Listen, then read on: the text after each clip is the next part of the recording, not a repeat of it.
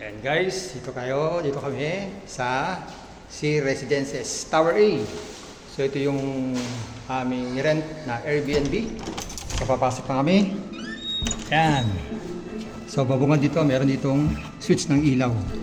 Up. Yan. So nakabungad agad ang mga kusina. Yan. Ang problema, lutuan ay kinakalawang na. Yan. So meron silang rice cooker at tea kettle. At meron silang mga paghugas ng pinggan at baso. At meron silang mga cabinet dito.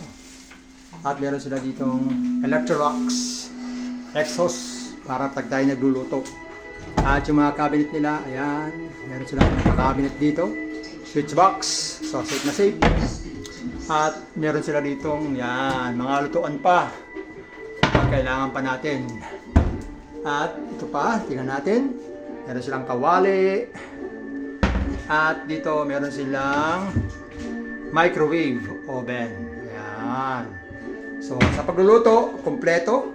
May microwave oven, mayroong stove, may rice cooker, at mayroong initan ng tubig. At ganun din, meron ding lababo at mga panghugas. Susunod ay meron ditong ref. Ayan, may ref sila dito. Tingnan natin kung may laman. Walang laman. Ayan. Nakababa.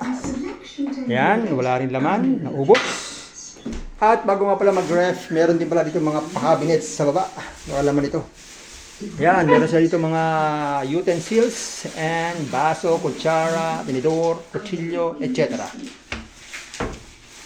At sa kabila naman po ay, yan, meron ditong mga dustpan and pandakot at basurahan at basahan.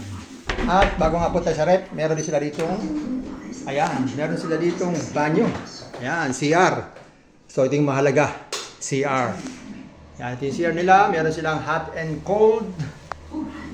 May hot and cold ng CR nila. Yan, so wala nga silang curtain. Dapat nilalagyan ng curtain to, di ba? So open na sila. So pag naliligo, siyempre mababasa na rin. At meron sila ditong libreng maglaba. Pwede tayo maglaba. Meron sila ditong ang tawag dito, automatic washing machine. So kung gusto natin maglaba, pwede tayo maglaba dito. Pwede. Yan. So, yan. So malinis naman yung CR nila. Yan. So labas na tayo sa CR. At pagtapos nga ng ref, meron ditong, yan, sofa bed.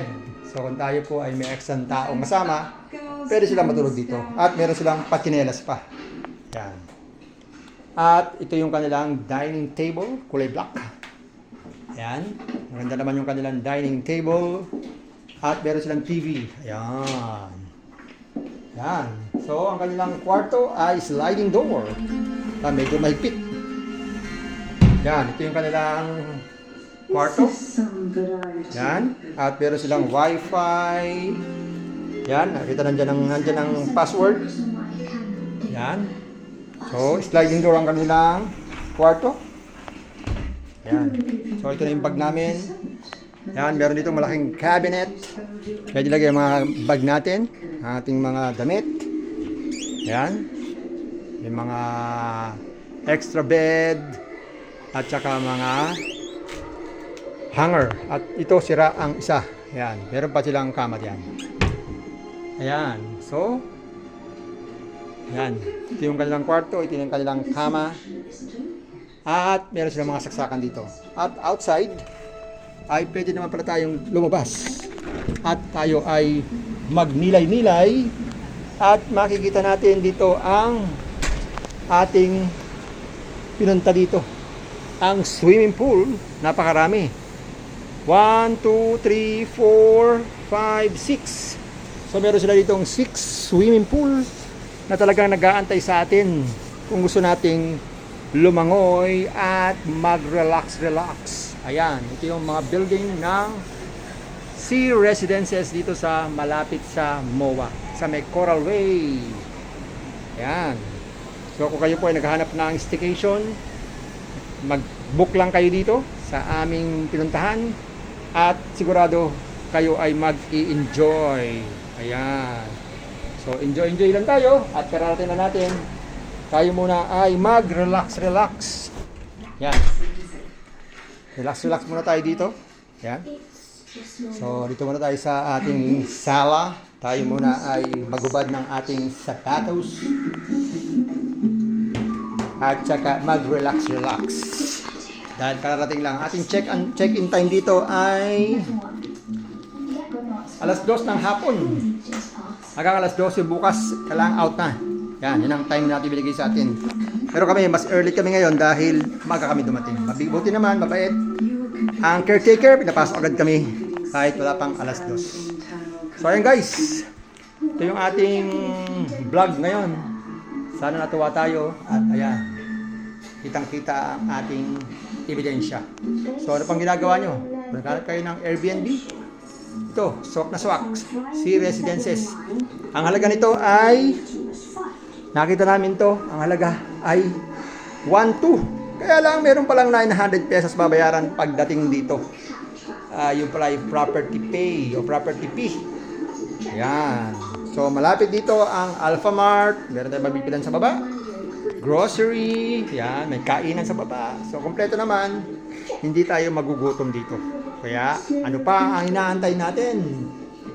Mag-relax, mag-enjoy, at manood ng TV. TV.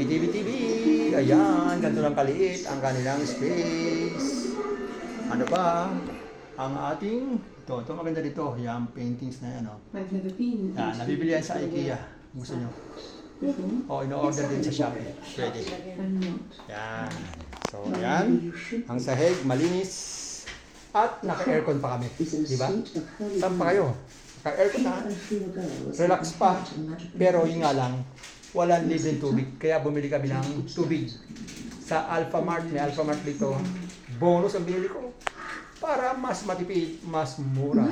Dahil yan ay sister company ng SM Supermarket. Yan. At bumili na kami ng aming kakainin. Yan. So, ano pa?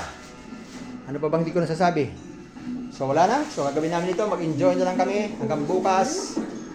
Pero mamaya, maaaring kami ay mag-swimming. Depende sa trip namin. Kung kami ay matutuwa mag-swimming. Dahil meron mga nagsiswimming sa baba. Pero medyo mainit pa. Kaya maya-maya na lang. Siguro sana naman merong mainit na tubig. Dahil takot tayo sa malamig na tubig. Yay!